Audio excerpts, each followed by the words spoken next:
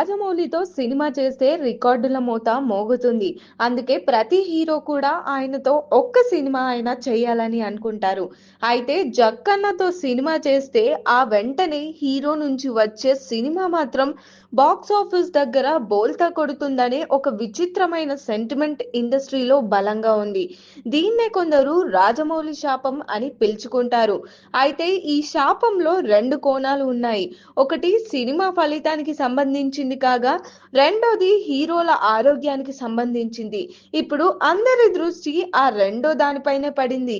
మొన్నటి వరకు రాజమౌళి హీరోలకు తర్వాతి సినిమా ఫ్లాప్ అనే సెంటిమెంట్ ను ఎన్టీఆర్ దేవరాతో బద్దలు కొట్టేశాడు. బాక్స్ ఆఫీస్ వద్ద భారీ విజయం సాధించి ఆ భయాన్ని పోగొట్టాడు. దీంతో మొదటి శాపం తొలగిపోయింది. కానీ ఇప్పుడు మహేష్ బాబు ముందున్న అసలైన సవాల్ అది కాదు. జక్కన్న హీరోలకు ఉండే ఫిజికల్ కార్డ్స్ ను మహేష్ ఎలా దాటుతున్నాడనేది ఇప్పుడు అసలైన చర్చ. రాజమౌళి సినిమా అంటే ఏళ్ల తరబడి షూటింగ్ ఉంటుంది. ఆ సమయంలో హీరోల శరీరంపై పడే ఒత్తిడి మామూలుగా ఉండదు.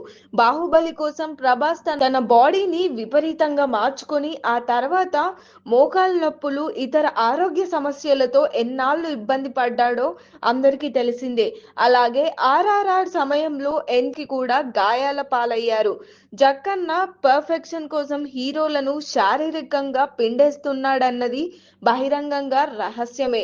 ఇప్పుడు super star Mahesh Babu Varanasi SSMB 29 కోసం జక్కన్న ప్రపంచంలోకి అడుగు పెడుతున్నాడు. మహేష్ తన కెరీర్ లో ఇప్పటి వరకు ఫిట్నెస్ విషయంలో చాలా జాగ్రత్తగా, స్మార్ట్ గా ఉన్నారు.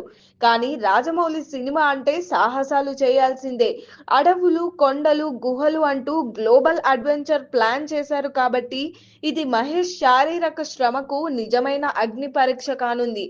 అయితే ఇక్కడ మహేష్ కు ఒక చిన్న అడ్వాంటేజ్ ఉంది. ప్రభాస్ రానా లాగా ఇందులో మహేష్ భారీగా బరువు పెరిగి బాడీని మార్చుకోవాల్సిన అవసరం లేదని టాక్.